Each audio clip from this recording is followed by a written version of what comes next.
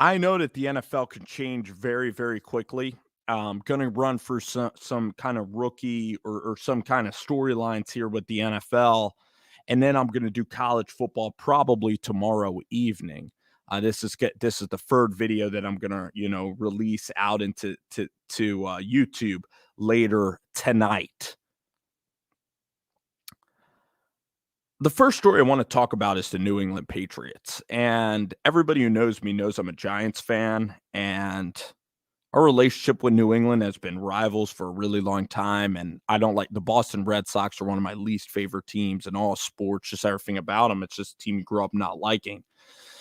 So the thing is about the Patriots, though, is that every game I've grown to respect the way that Mac and this team kind of presents and prepares each game. The preparation is just elite. You kind of know what you're getting.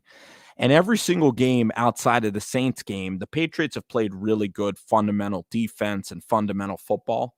And their situational abilities are really, really special. And the Patriots now, they needed to get that win for the Chargers because the Chargers are also in a wild card hunt. And the way that they shut down Justin Herbert in the second half was a masterful, masterful defensive performance because Herbert put up 14 points right on him. Justin Jackson broke off that huge run, and you thought it was going to be a track meet like the Cleveland Browns game, and it wasn't. So the Patriots, the way that they play defensively, the way that they're starting to really run the football, and as it gets colder, the Patriots are even going to get better and better as the conditions kind of turn into their favor as the year goes along, as we go outdoors. Man, Mac Jones is actually, functioning in the game decently well for a rookie quarterback. He's showing some accuracy. He could change up the speed of his throws. He's tall enough to hit checkdowns. He knows where to miss with the ball, knows where to go with the football. He's doing a really nice job of not turning it over, executing and really being aggressive. And even though he was missing in that Chargers game, he showed great resiliency late to have that drive in the fourth quarter, even though he was missing. So you're going to go through lumps as a rookie. This game, obviously, in Carolina is huge for the Patriots. I mean, they're all really big right now. But I got to admit, I love the way that this team plays. I love their preparation. They're very unselfish. Everybody on that team, from Bentley, from Barrymore, they really put emphasis on even Gunnar Olszewski and the special teams. And it's really an artful way of viewing the game. It's not an individualized type of team. There's some teams out there, you have Kyler Murray and DeAndre Hopkins. You have Stafford and Cooper Kupp. The whatever teams are a little bit individualized. I'd say the Packers games are a little bit boring. It's Rodgers kind of doing his thing. They're playing weaker, divisional teams, whatever. That's what it's all about. It's all about Aaron Rodgers. Josh Allen, you watch it, he runs around. It's certainly exciting for a little while. Certainly exciting to watch top quarterbacks. But then sometimes you really want to watch the sport of football and everything it takes. And the Patriots, because they don't maybe have those superstars on offense, the way that they're winning games is a little bit like taking up the clock. It's kind of playing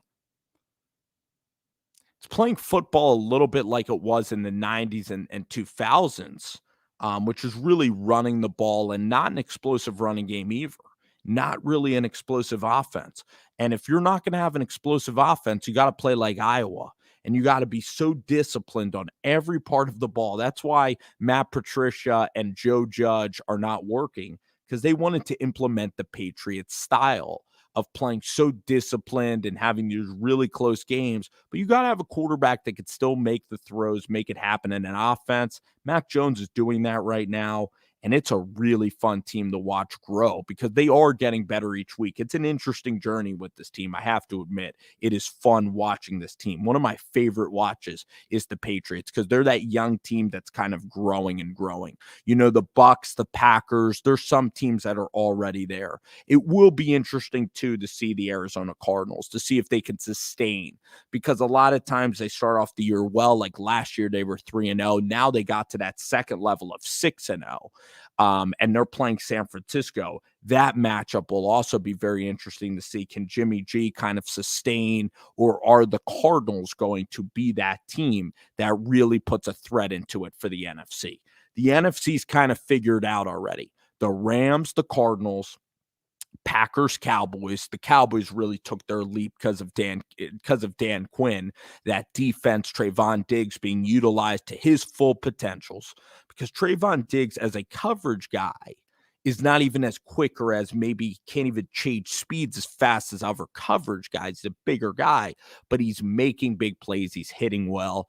Van Der Esch is healthy, knock on wood, and it's just, seeing Prescott, seeing the chemistry of that team. They've gotten on a roll. CD Lamb's now emerged into, let's see, is he the best one in that draft class? I mean, some people prefer Jefferson.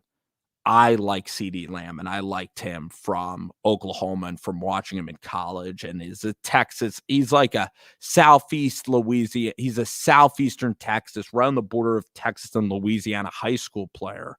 Just one of my favorite players in the league. The Cowboys get a lot of these like very interesting players.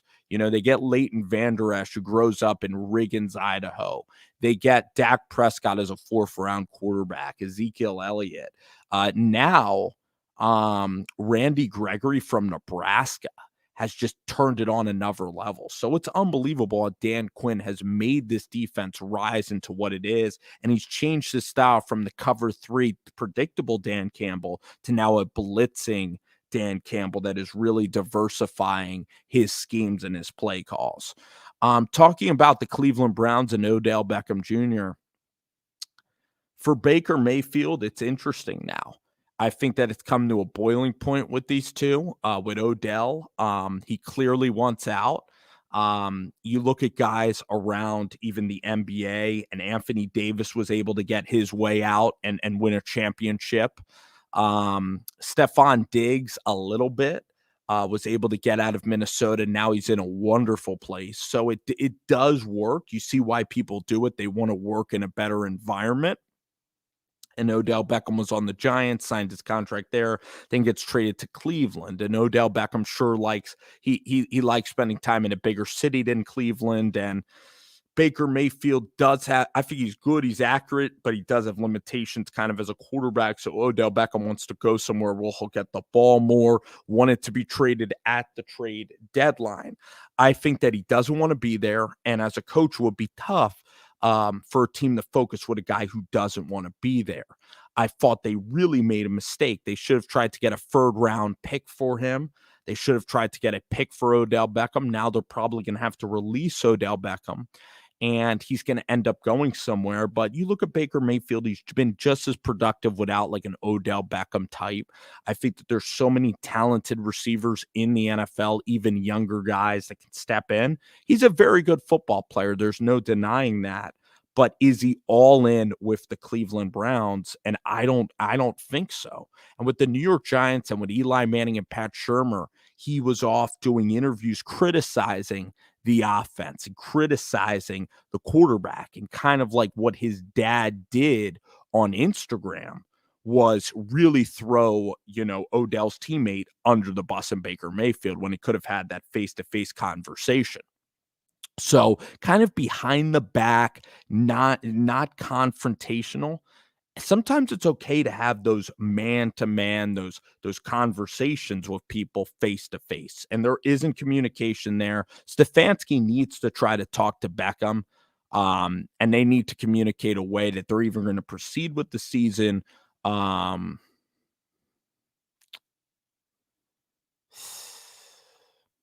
It's a really tough situation, and you gotta try to talk to the player. So the NFL, I talked about the NFC standings a little bit. The AFC, you probably have Tennessee. I think Tennessee is going to figure it out with their running game a little bit. The Colts are very far behind. Wentz is erratic, up and down, very entertaining, not terrible, and could happen to have a really good week. The Colts are very competitive still in that division. I think the Colts still have 3 wins, which is a big difference between having 2 wins. So the Colts, let me see the Indianapolis Colts. They're 3-5. They play the Jets tomorrow. They play the Jags. They got to win both of those games, get to 5-5. Then they have Buffalo and they host Tampa Bay, going to be really tough. They have the Texans, the Patriots, then they go to the Cards. So it's going to be really hard for the Colts to make the playoffs. The Tennessee Titans now, let's see what they have. They're 6-2. They go to LA. That's a loss. They have the Saints at home. That's got to be a win. Then they have the Texans. So they're going to be just sitting too pretty for the Colts to be able to catch them in that division. The Patriots are my team that I think could be a wild card team, can really sneak up on people. I think the Patriots and the LA Chargers are going to be two teams that are going to be really good. I think the Chargers can maybe win that division. We have to see what the Raiders, their strength of schedule. The Chargers and then Kansas City. So Chargers and Kansas City, two really good teams. Buffalo is the clear-cut favorite to win the AFC. The way that the Bills are rolling right now in the AFC. I'm still going Bills. I'm still going with Bills, Ravens. All right. Bills and Ravens still at the top for me. I'll give you the top four in the AFC. It's Bills, Ravens. I know people are going to talk about the Raiders, but I think the Raiders, I mean, they are beating the teams on their schedule, but when have they ever carried it deeper into the season?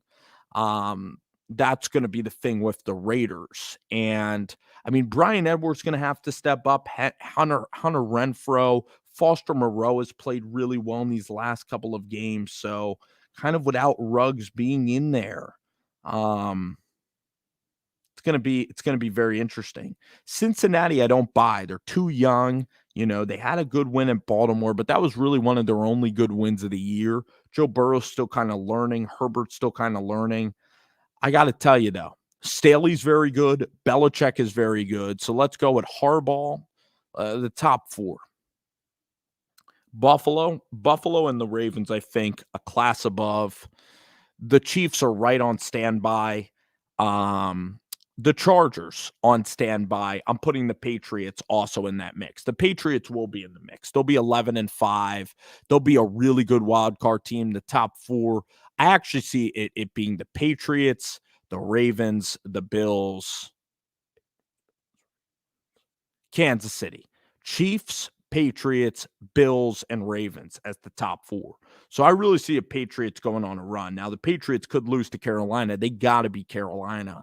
But the Patriots are that sneaky team. That's a sneaky, valuable team to me. The Chiefs, I'm not quitting, especially this week. You got a backup quarterback coming in there. The Chargers, let's see what their schedule looks like. I'm not quitting on the Chargers. Boy, do they have a manageable schedule. They could get red hot. Holy crap. The Chargers, it's the Chargers, Ravens, and the Bills. Chargers, Ravens, Bills, Patriots, Chiefs. It's going to be a really fun. I keep throwing the Patriots in there just because of their huge win, and we'll have to see if they keep up this level of play. That's kind of the one outlier in the group. I'm not really taking the Raiders that seriously or Cincinnati. That's probably my assessment of the AFC. I'm not taking the Raiders, Cincinnati, Pittsburgh. I'm not taking seriously. The Browns right now, not taking seriously. And Tennessee, without Derrick Henry, with Derrick Henry in a playoff game, it would be absolutely electric to watch Derrick. I mean, Derrick Henry, maybe the best running back in the past 20 years. You can go back to LaDainian Tomlinson. I mean, Adrian Peterson. It's Adrian Peterson. It's Derrick Henry.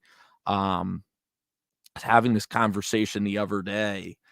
You know, McCaffrey's really put together some really special seasons. Kamara is a really consistent back too. He's like in the top 10. I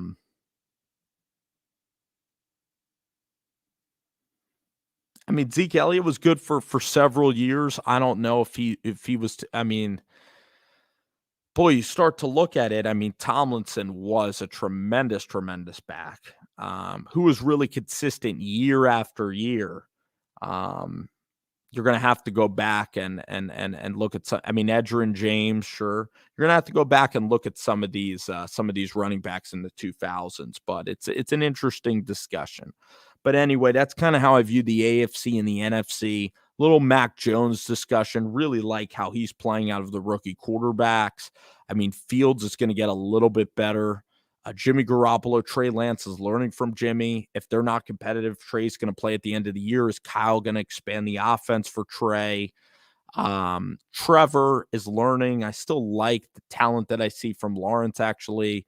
And Wilson's getting a little bit of a riskier proposition with Mike White. He does play small kind of at the NFL, but I said the best quarterbacks in this draft. I said I would like to have Wilson's stock over Lawrence. I said I would like to have Trey Lance's stock. And then I said Wilson, Lawrence, and Mac Jones were the three guys that I said. No, I'm sorry, Wilson, Lance, and Mac Jones. I said that Lawrence and Fields, because of their situations, and Justin Fields, I'm worried a little bit about accuracy. So before the draft, those are the guys that I said. And Wilson has not been as good as even Mac Jones. And Wilson, if he can learn to hit that check down play in the middle of the field, he really has next level explosive qualities as a quarterback to hit those explosive plays, which is how I like to score. So yeah, fun vid. Enjoyed talking about the NFL, and let me know what y'all think. Thanks.